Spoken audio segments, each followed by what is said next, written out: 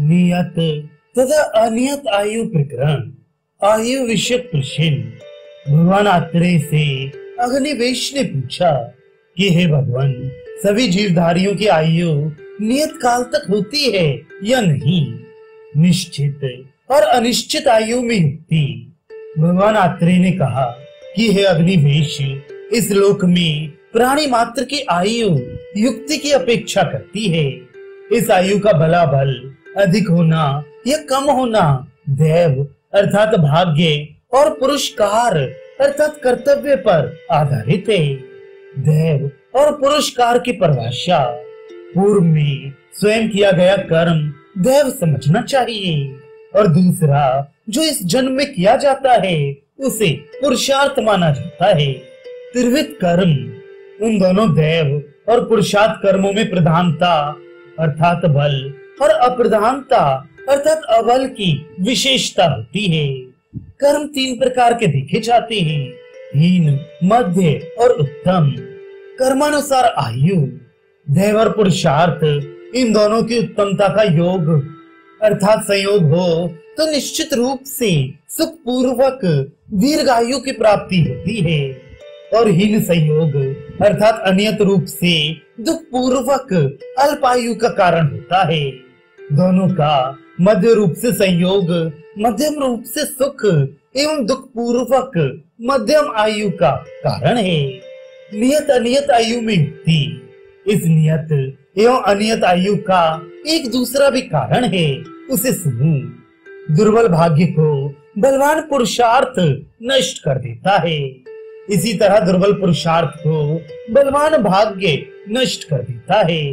इस बात को देखकर कई लोग आयु को नियत मानते हैं।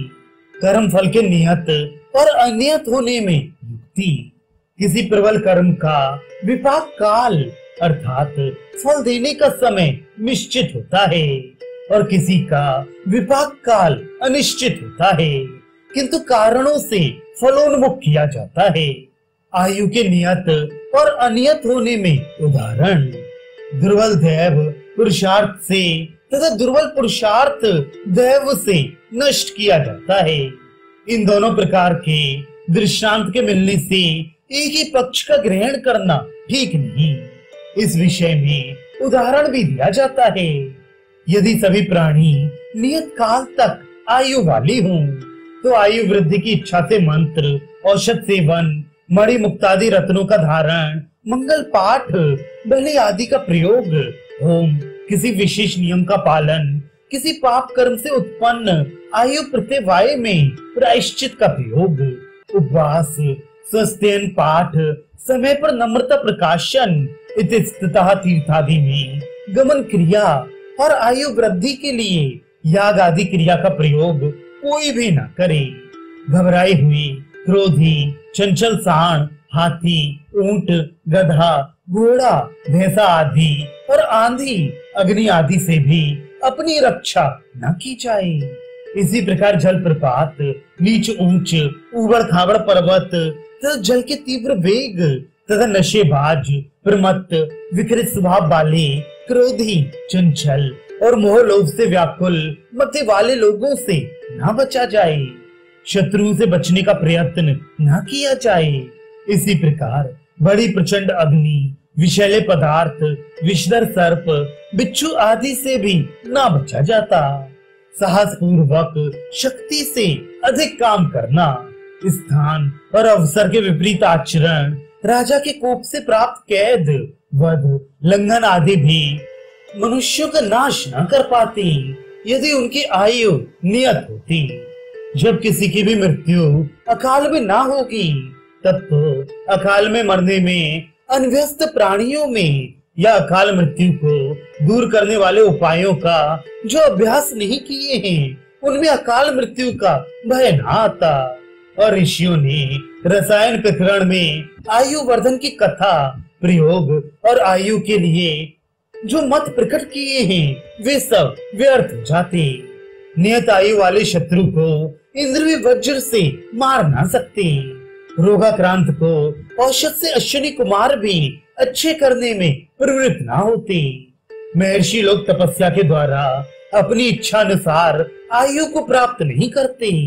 भविष्य को जानने वाले महर्षि लोग देवताओं के साथ रसायन औषधों को ना देखते, अर्थात उसका विचार ना करते तथा न जानने का प्रयास, न उपदेश आदि करते और न स्वयं आचरण करते।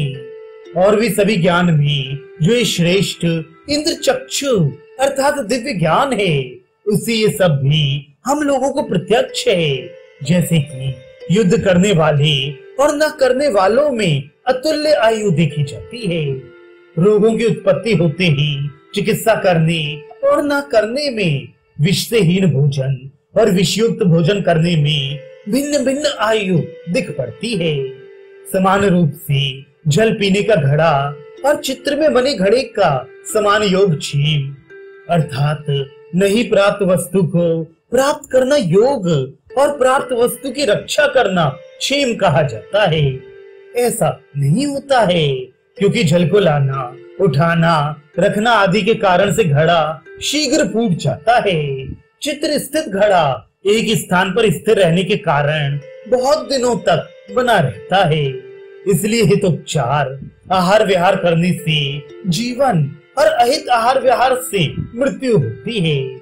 और देश काल आत्म गुण से विपरीत कर्म और आहार विहार का ठीक ठीक प्रयोग, सभी अति योग, अयोग और मिथ्या योगों का त्याग, सभी प्रकार के वेगों के अति योगों का धारण, निकलते हुए और गतिशील वेगों को न रोकना, अति साहस न करना आदि आरोग्य होने में प्रण है। ऐसा हम लोग जानते हैं, उपदेश करते हैं और देखते भी हैं। काल और अकाल मृत्यु।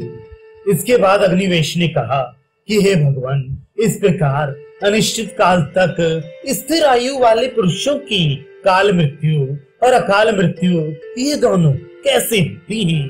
काल और अकाल मृत्यु होने में युक्ति।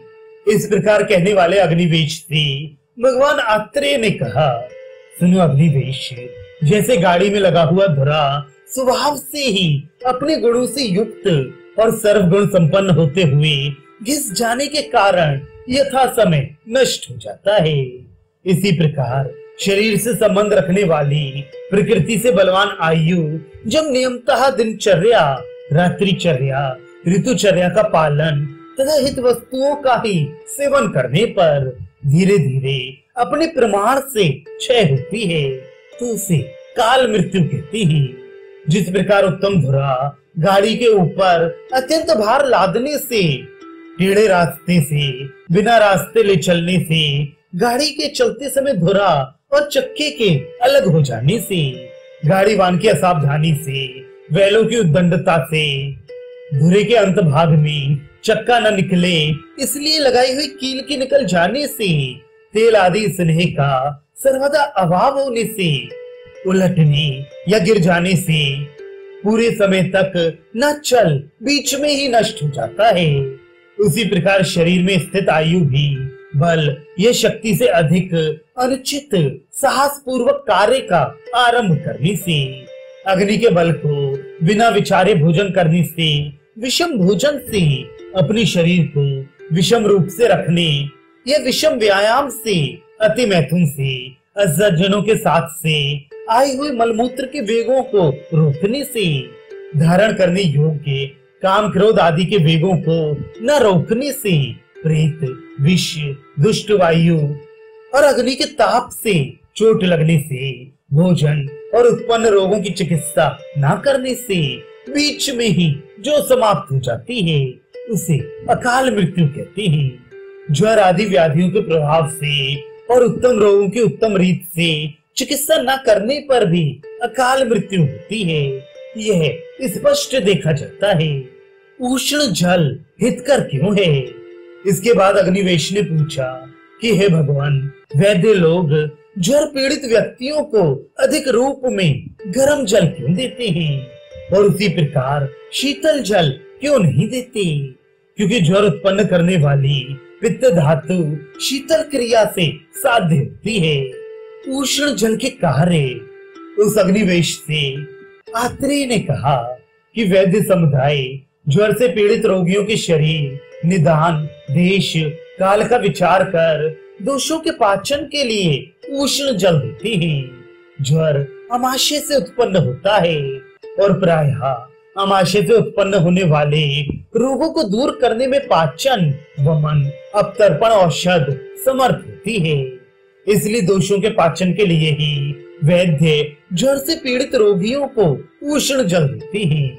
ये पिया हुआ उष्ण जल वायु का अनुलोमन करता है, पेट की अग्नि को तीव्र करता है, शीघ्र ही पच जाता है, कफ का शोषण करता है, थोड़ा भी पीने से प्यास को शांत करता है। इस प्रकार के गुण युक्त होने पर भी उष्ण जल अत्यंत बढ़े हुए पित्त ज्वर में या दाह भ्रम प्रलाप से युक्त अतिसार में नहीं दिया जाता है, क्योंकि उष्ण द्रव्यों के प्रयोग से पुनः दाह भ्रम प्रलाप अतिसार अधिक बढ़ जाते हैं और शीतल द्रव्यों के प्रयोग से शांत होते हैं। निदान विपरीत औषध का निर्देश। आयुर्वेद शास्त्र को जानने वाले उत्तम वैद्य उष्ण द्रव्यों के प्रयोग से उत्पन्न होने वाले रोगों की चिकित्सा शीतल द्रव्यों से करते हैं और जो शीतल द्रव्यों के प्रयोग से रोग उत्पन्न होते हैं उनमें उष्ण द्रव्यों के प्रयोग से लाभ पहुंचाते हैं। इसी प्रकार निदान से विपरीत अन्य रोगों की औषध की जाती है। जैसे अपतर्पण से उत्पन्न रोगों की चिकित्सा बिना संतर्पण के नहीं होती और संतर्पण से उत्पन्न होने वाले रोगों की चिकित्सा बिना अपतर्पण के नहीं होती। अपतर्पण का भेद। अपतर्पण के 3 भेद होते हैं। लंघन पाचन, दोषावसेचन अर्थात दोषों को निकालना आदि। लंघन पाचन और दोषावसेचन से लाभ। दोषों का बल जब थोड़ा होता है तब लंघन किया जाता है। लंघन से अग्नि और वायु इन दोनों के साथ ही वृद्धि हो जाती है।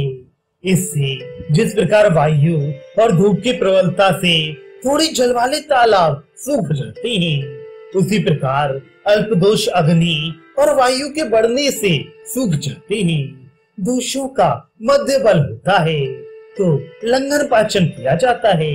जिस प्रकार सूर्य का ताप और वायु की वृद्धि इनके साथ साथ धूल को मध्यम स्तर के तालाब में छोड़ देने से उसका जल सूख जाता है, उसी प्रकार लंघन पाचन से मध्य दोष नष्ट हो जाते हैं। तात्पर्य ये है कि लंघन से दोष सूख जाते हैं। जैसे धूप और वायु से जल सूखता है, पाचन दोष का शोषण करता है। जैसे धूल से जल का शोषण होता है, यदि दोष अधिक वृद्ध होते हैं तो उनकी चिकित्सा दोषावसेचन होती है। जैसे बिना खेत का मोड़ तोड़े उसमें इकट्ठा हुआ पानी सुखाया नहीं जा सकता, उसी तरह दोषों का अवसेचन वमन विरेचन आदि द्वारा निकालना भी समझना चाहिए। अचिकित्सित पुरुष आवश्यक होने पर भी आगे बताए जाने वाले पुरुषों में दोषों का वमन विरेचन द्वारा निकालना या अन्य प्रकार की औषध का प्रयोग करना, ये दोनों कार्य नहीं करने चाहिए।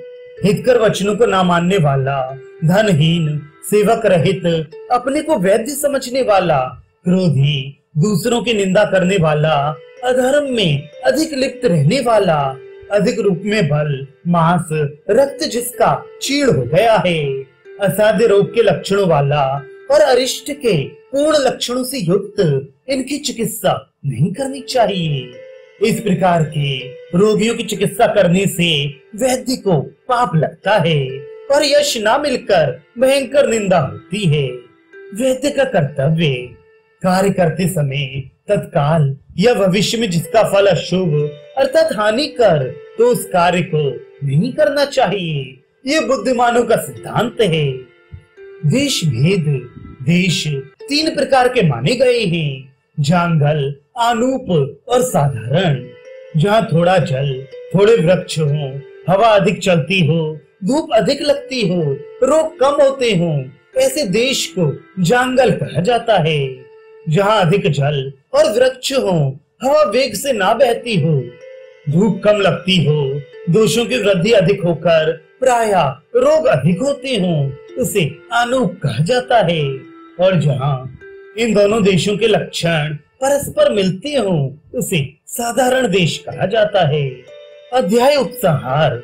जनपदोध्वंस होने का पूर्व रूप, सामान्य कारण और उनके लक्षण, चिकित्सा और जनपदोध्वंस के कारण, भूतबात, जल, देश, काल आदि के मूल, अधर्म, रोगों की प्रारंभिक उत्पत्ति, आयु का विचार, आयु के क्षय होने का क्रम, प्राणियों की काल में या अकाल में मृत्यु होने का निश्चय, जैसे अकाल मृत्यु या काल मृत्यु होती है उसका विचार, जिस प्रकार औषधि प्रयोग होने पर काम करती है उसका विचार, जिन व्यक्तियों की चिकित्सा नहीं करनी चाहिए, चिकित्सा न करने में कारण और देशों का विचार, ये सभी बातें आत्रेय ने विमान स्थान के इस जनपदोध्वंस नामक तीसरे अध्याय में बताई है।